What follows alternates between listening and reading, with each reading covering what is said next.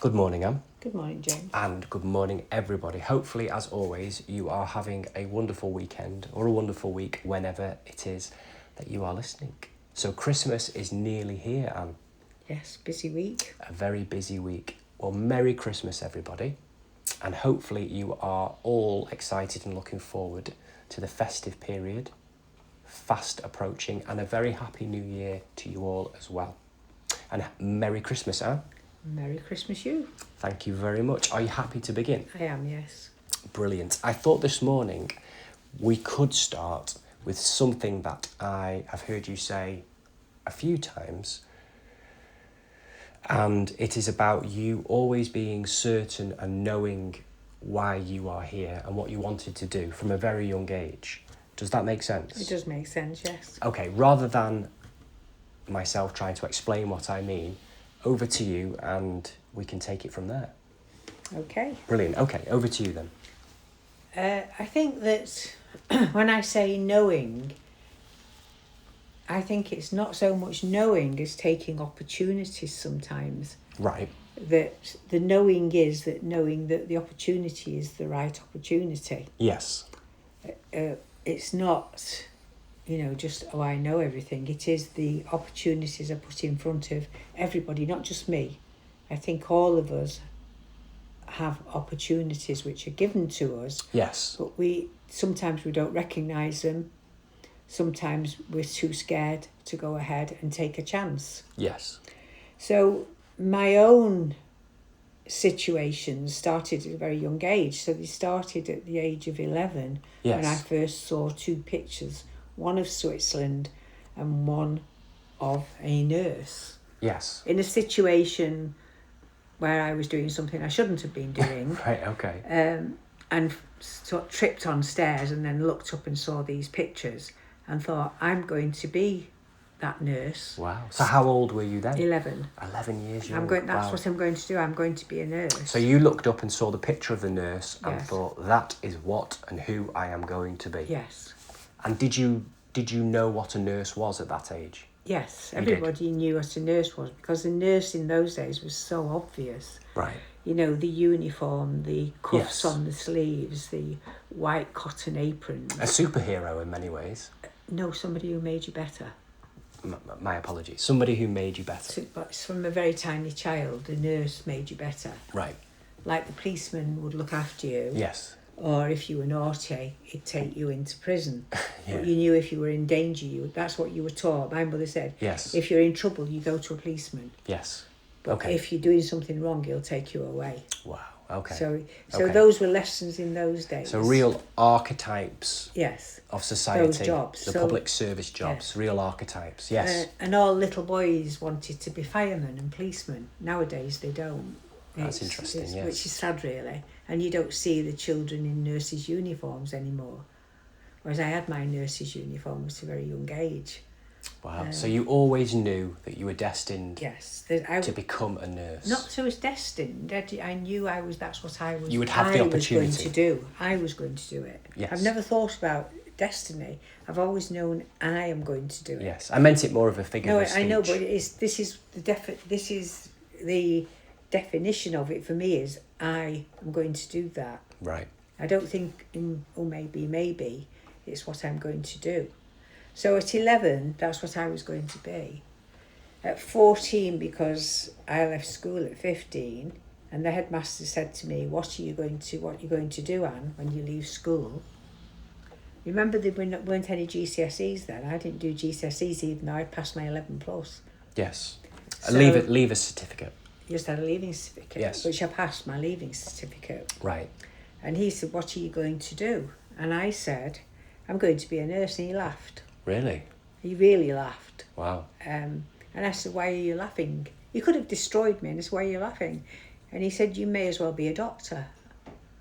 And I said, I don't want to be a doctor. If I wanted to be a doctor, I would be a doctor. I want to be a nurse. I don't want to be a doctor. And that man could have destroyed me. Yeah. Well, more fool him. But Your he didn't. headmaster was wrong. So, Because of you course, did become a nurse. I did become a nurse, yes. So that was, in my mind, that was my destiny then, to be a nurse. But the nurse was, I'd seen the picture of the nurse. I knew the nurse was looking after people and making them better. Yes. To 11, she was making people better. Yes. So that's why I wanted to be a nurse, not for anything else, to make people better. Yes.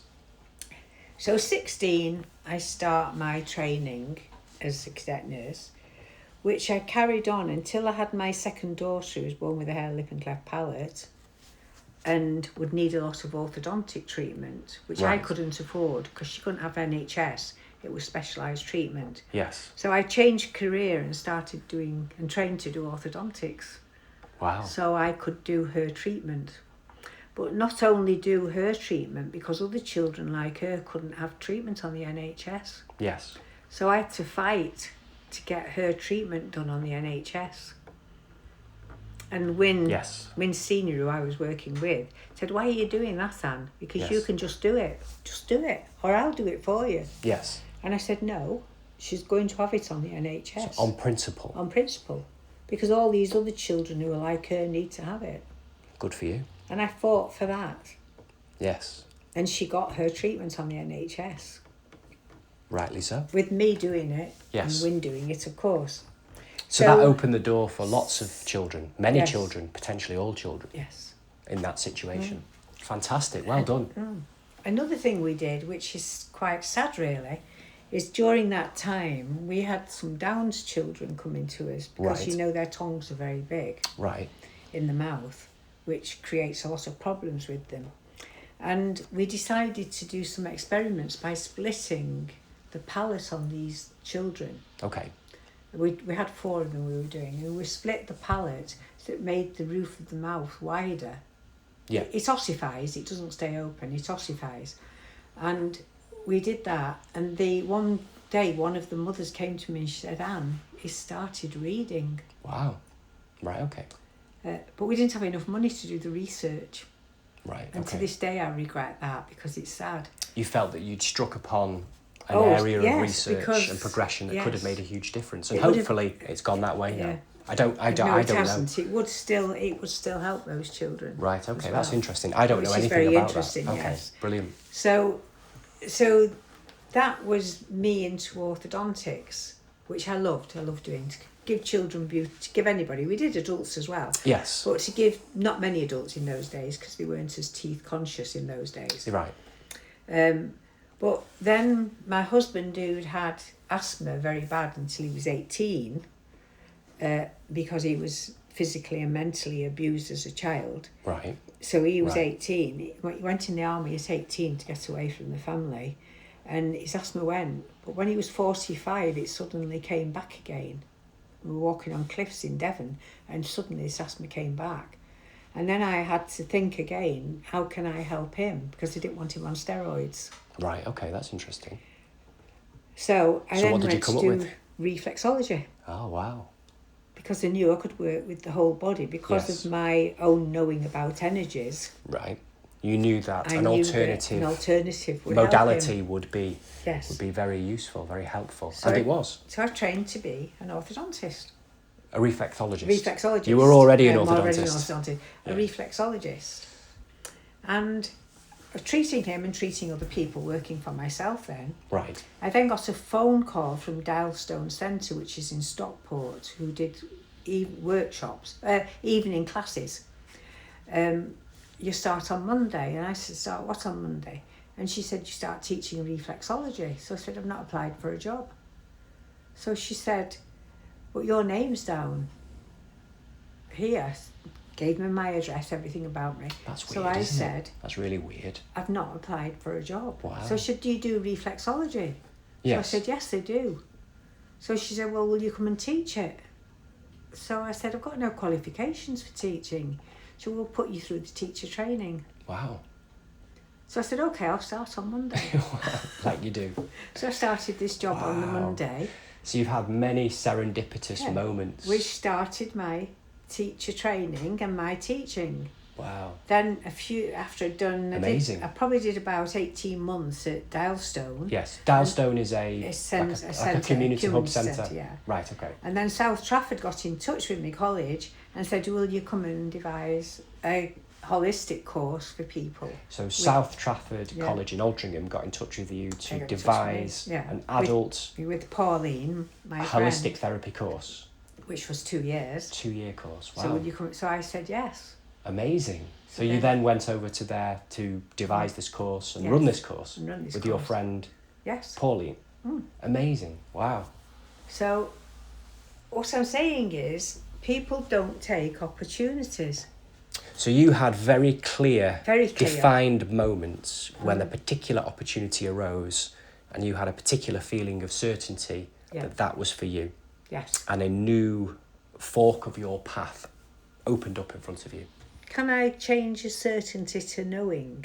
You can change whatever you want. Because it's not. The it's word knowing. certainty to knowing. So it's not certain, it's a knowing. It's a knowing. If understand. Yes. if it's a certainty, you questioned yourself. Okay. It's always been a knowing that's what Absolutely, I need okay. to do.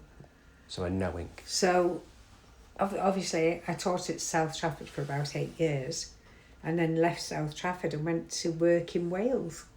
Okay. One of my ex-students Yes. got in touch with me and said, "Will you come and do weekend workshops in Wales?" Wow. Which covered everything again the same, but had lovely weekend with lovely people. Amazing. So you have had many opportunities arise without you looking for them. Yes. They found you. They found me. Exactly, they found me. These opportunities have come knocking at your door, Yes. Anne. And your knowing has led you to take them. Yes. And trust Trust has got to be 100%. and faith. And faith. Well, faith is everything. If we don't have faith in things, we've got nothing.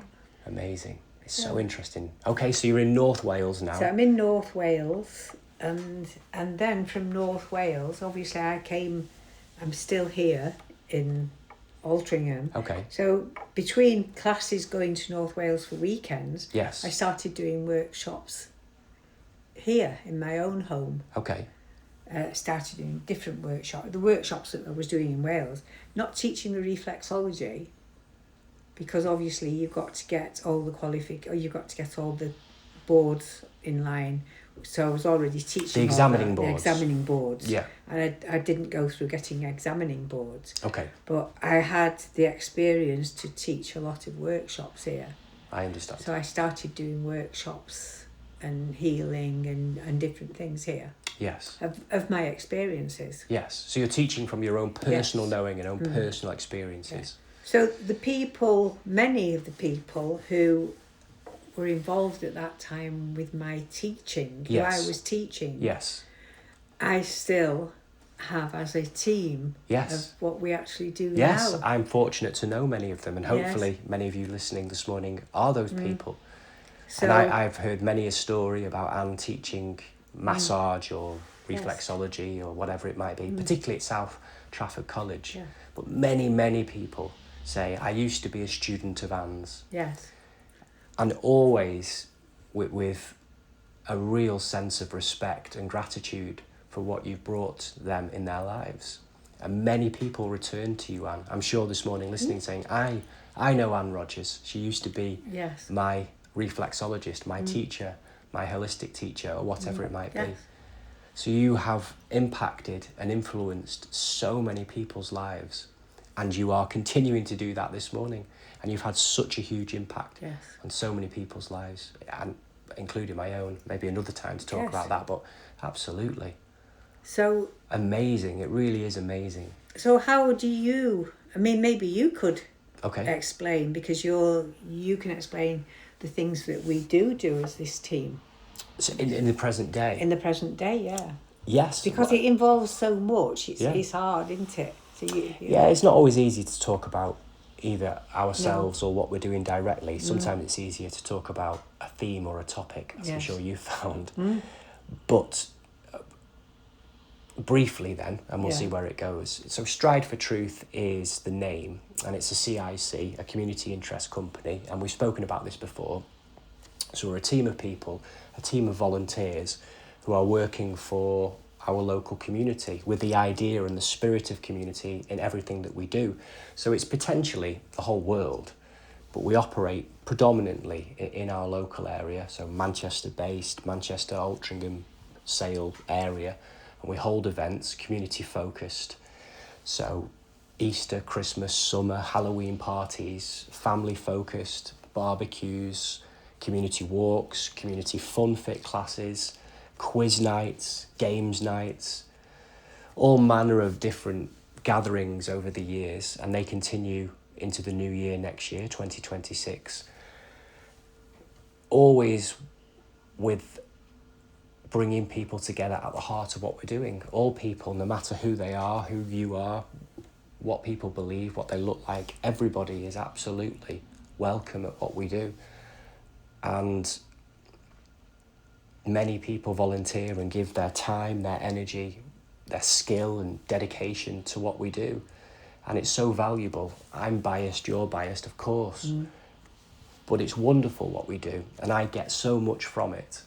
I really, really do. And I trust that everybody else involved gets so much from it as well. In a world that's becoming ever more transactional, ever more shallow, ever more technologically focused, technocentric, it's losing meaning. And what we're doing is human focused and bringing people together in the best possible spirit. And it's not dogmatic, it doesn't require anybody to believe anything, it's experiential. So we had a Halloween community party, brings didn't we? people together. Yes. And the team that we have, they decorate the halls wonderful, don't they? We have a cauldron. Yes. So the Halloween party was in October, obviously, and it was super busy. We were packed. So this was at Sale West Community Centre. You may well have heard us speak about this before in a previous episode. Yes. Absolutely worth reminding ourselves of what a wonderful success it was. Yes, we have people who prepare the room, decorations months before, Yes. from cauldrons to witches. Skeletons. Yeah, skeletons, and we have a face painting corner, and people like yourself and others bake all delicious goodies and treats. And there's games and activities. Everybody, all the volunteers are in fancy dress, and all the children and their families come. Open to all ages in fancy dress. Music, dancing, singing, tombola, raffle, wonderful raffle prizes. Books for sale, teddies, jigsaws. Yes. Just lots of running and laughter. Good old-fashioned, family-focused fun for all the ages. And a real sense of old-fashioned quality time together. And community in action, love in action. And the books are important, aren't they? I think the books are important because we have had this 100% would say discussion, so. haven't we, with other Yes. people Yes. about books. Books Children's. are vital. They are vital for imagination, for the development of the brain, the development of language, the speed of thought, hand-eye coordination, the ability to articulate yourself, learning how to use words, understanding context, understanding meaning, understanding irony, humour, how to create meaning and how to share meaning, and everything is involved. Imagination is what underpins everything in life, and there is no life without imagination. So books from imagination, so fiction books particularly, and children's books are at the heart and hub of what we are talking about in terms of our community events and the bookstore at our community events. Yes, they are a passport to anywhere, and everything exists within imagination. And aren't books the most magnificent magical vehicle that can take anybody to any place, any time, with anyone, where anything and everything is possible? That's amazing. That's beyond amazing. It's magical. It's fantastical. And it can be terrifying as well. Yes. It's scary and upsetting and tragic. And all of the wonderful tapestry of emotions are tapped into via books. So we're losing the love of reading as a community, a wider community, as a country, and maybe even as a world. And keeping books alive and keeping reading alive and keeping the passion and love of books and the passion and love of story alive is vital to a healthy, thriving community, to a well-rounded mind, to being mentally and emotionally rounded and open and human. As we've spoken about before with the love of art, the love of theatre, I don't think they understand what you said then, the hand-eye coordination. Yes, being able to hold a book, turn a page, use your finger to track the words, your eyes communicating with your mouth if you're speaking it, obviously, and also if somebody's reading to you from a very early age, being able to listen. These are all fundamental life skills, and they are fundamental neurologically and biologically evolving skills. They are how the body develops, how the mind develops, how the body and the mind develop together. Reading with a child, reading to a child learning to read is fundamental to the development of the brain and body. Absolutely. In a myriad of ways. It's so important. Story and the deliverance of story and the acceptance of story and the retelling of story in all its guises is fundamental to being human. I don't think people understand the importance of the finger and the thumb. It's the event in evolution, so to speak. It is being transformational to have the opposing digit is human, and unlimited possibilities infused with imagination. And books are a vehicle to that. Absolutely, story is a vehicle to that. So yes, absolutely. The kinesthetic, the dexterity of literally holding a book, turning a page, is a thing. It's an absolutely vital thing, and it has a kinesthetic truth to it. The smell of a book, the sound of the page as you turn it, the excitement as your father or mother does the voices for the characters. All of these evocative memories invoke such rich feeling for us all, don't they? And colour. There's Absolutely. colour in books as well, you see. If you're... Lots of people, I think, just to counterbalance that, because myself as well to some degree, lots of people don't always have a positive experience of what we're outlaying because lots of people's brains work differently. So not everybody takes to reading as easily as other people.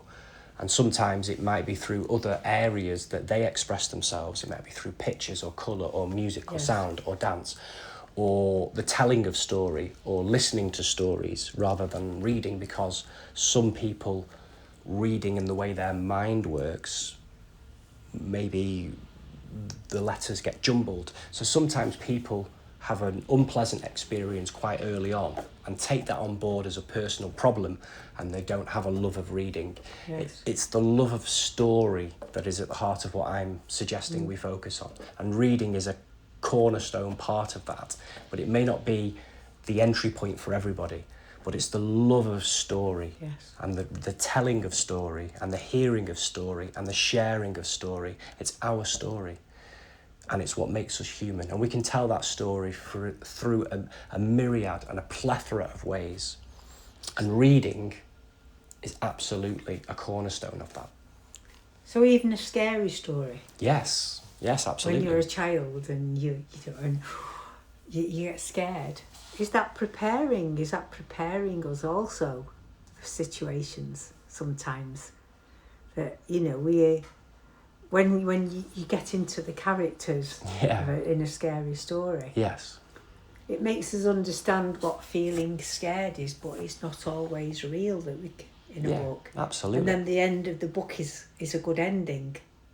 Yeah, most of the time, yes, with books they are, yes. Yeah, well, play is a fundamental part of how we learn about life, and how we learn to play is what we go on to partake in life. Healthy play doesn't always equate to healthy life, but it's certainly a wonderful induction, which is why play and children and play is so important. And communication through play is so important as well. I would say even for adults as well, is that we can still play together. And we do that at our events as well. Adults are absolutely encouraged to join in and to remember their imagination, our imagination.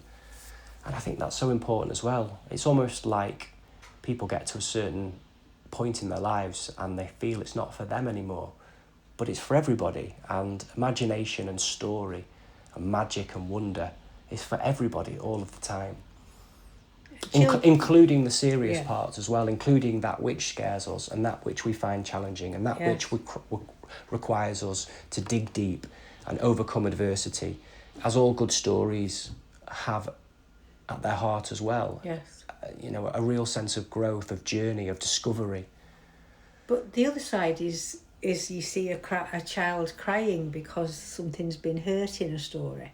Yeah, the development of emotion and empathy, yes. That comes through stories as well, Yes, doesn't it? absolutely. It's how we relate, how we Yeah. feel, how we know. Yeah, healthy empathy. So I cannot stress enough that there are many ways to describe it, and I suppose to keep it nice and simple, how fundamentally important story is, which is, in a way, where we started this morning. Yes. And where I wanted to start. And I do feel you've really opened a few things up with the sharing of some of your story and some of your journey, because it's interesting, it's fascinating, and it's inspiring as well. It is inspiring that you have taken so many opportunities. No, you've taken certain opportunities, not so many, but the ones you've taken have been with your knowing, as a word that you feel is most apt. I agree with you, I understand what you mean, absolutely. That's brought change in your life and the next phase. Yes.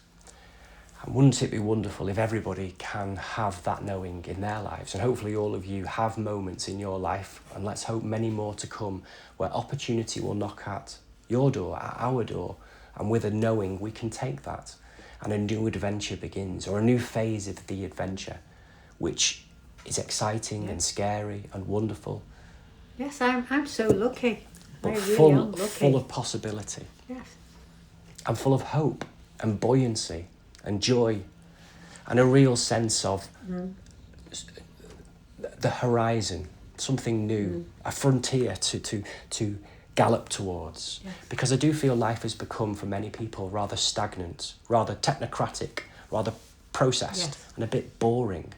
And people are focusing on life almost like a managerial project. Boxes for everything, boxes for pills, boxes for food, and boxes to be ticked and experiences to be ticked off. And life is an adventure, and the unknown is there to be explored. Yes. And the horizon is out in front of us, and that frontier is there to be explored. And outside of our comfort zone lies infinite possibility to become more. And I feel that's so important. And to dream big is part of being human. So it's are we prepared? We have to be. People have to be prepared to take opportunities that they come, or do they take comfort in what they're doing? Absolutely, I think you've hit the nail on the head there, and I would suggest maybe a word like courageous, because you do have to be courageous to take an opportunity. Because Or daft. I think sometimes, naive maybe, yeah. You have to take it before you think about it too much, because there will always be 1, 10, 100 reasons why not to do something, and some of those reasons might be the right reason as well. So you have to go in your comfort zone. You have to know your knowing. Yes, it's not about being foolish. No. And ideally speaking, we would all make the right decision all of the time. And realistically speaking, that's not the case, and that's how we learn. But in the best of ways and on the best of occasions, there's always doubt. But optimism, determination, and a sense of possibility takes over, and you move forward. And that's so important. And that's so important for resilience. Yeah. And that's something that children seem to be lacking as well, or humans seem to be lacking, is the resilience to be able to take on challenges, overcome doubt, bounce back from setbacks, deal with criticism, deal with failure, move forward, learn, grow, double down on determination, make negative experiences, valuable experiences, learn from the most vulnerable and challenging parts of ourselves, a real sense of resilience, a backbone, a steeliness that's in all children, naturally, and sometimes life knocks it out of them. Well, let's put it back, and let's put it back in everybody. That there's value in everybody, and there's a determination in everybody, and everybody's got a life to live, and a story to create, a magic to fulfill. And that possibility is out in front of us all. So let's seize that moment. And that doesn't mean that everything has to be like a swashbuckling adventure. No. Sometimes for some people, just leaving the house is a big Yes. thing. Sometimes speaking to somebody that you've not spoken to for a while is a big thing. Sometimes introducing yourself to somebody you've never met before, making small talk, showing interest in somebody else is a big thing. Trying something new, trying a new food, driving a different way somewhere, a different route, or even driving another car. Adventures. Yeah. I have many of those. It's a big thing. For some people, even just wearing something different, wearing a different colour, is a big thing. I know they sound like small, trivial things, but we all can set our ways and become particularly fixed on doing certain things. But I must say, I understand what you're saying Yes. now, but the decisions that I've made in my life and the moves that I've done doesn't mean that I haven't felt those things when I've walked into that new When you job. go, oh no, yeah. And I've stood Oh, up yes. in front of a class and not, think, what on earth am I doing here? Yes. It doesn't mean, it takes courage to make change, and that's what people should remember. Yes. It's not just that your life runs in that path. You have to have courage to do it. Yes. And you have to face adversity sometimes in doing it. To do what is right, you have to overcome that doubt. Yes. You Because have to. Courage You is can't- not the absence of fear. Yeah, Courage no. is overcoming it and doing it anyway. Courage is facing it. Absolutely. You face it, you look it in the eye, and you think, right, as I did with my headmaster, I want to be a nurse. And you were. And I was. And you are. And yeah. So we all, even though people may look at somebody else and think we're all secure, we're not. We all have the same fears. Yes. Even when we reach the pinnacle of where we want to go, we still get frightened. Absolutely. Absolutely. And yet we all know we're alive because of Yes. it. So it's sometimes it's an uncomfortable truth, but what a truth, because we know we're alive. Yeah. And I hope you all feel alive this morning. And I hope you all feel the courage and the call to adventure. And I hope opportunities knocking at your door and there's something new and a new possibility for you to explore, and you feel reinvigorated and ready to go leading up to Christmas. And take this new year and make it a new year. Yes, That's let's what I'm saying, live. make it. Let's live, Let's live, all live. make it a new year. Yes. And a new start. Absolutely, a new year full of new possibilities, and anything and everything's possible. life. And particularly with what we're focused on, Yes. community, everything and anything is possible together, and humanity's at its strongest together. United humanity, together we are. To round up and to finish up, Anne, because we've kind of got off on another tangent there with the second half of this podcast, but just to quickly bring it back before we finish. We will talk about it more because there's so much to talk about in terms of your journey, your story. But on behalf, and I'm sure people will not mind me saying this at all, but on behalf of all of your students and everyone and anyone that you've ever helped, which is innumerable people, you have made such an impact, and the level of comfort, support, guidance, wisdom, hope, honesty, truth, healing and love that you've provided every single day to so many people has made the world of difference and more to so many people. And thank you for what you do. Thank you for who you are. And thank you for having the courage to face those fears and to take those opportunities and to make a difference in this world. And the world is a better place because of you, Anne. My life is a better place because of you, Anne. And you're an inspiration in everything that you do. And I look up to you and I love you and I think you're absolutely amazing. And I hope the whole world will have the opportunity to hear these podcasts and feel and know that too. Well, I'd just like to say to everybody I have ever taught or had contact with is that you have all made my life wonderful. Yes, So absolutely. it's a two-way. Absolutely. It's two ways. Absolutely. Yeah. You're absolutely cherished, Anne. You Okay. really, really are. Brilliant. Thank you. Well, have a wonderful Christmas, everybody. Merry Christmas and a wonderful New Year. We will be back to speak to you over New Year as well. Yes. So have a wonderful time, whoever you're spending it with. Have a wonderful day, a wonderful week. And as always, we look forward to being with you and speaking with you again next Sunday morning.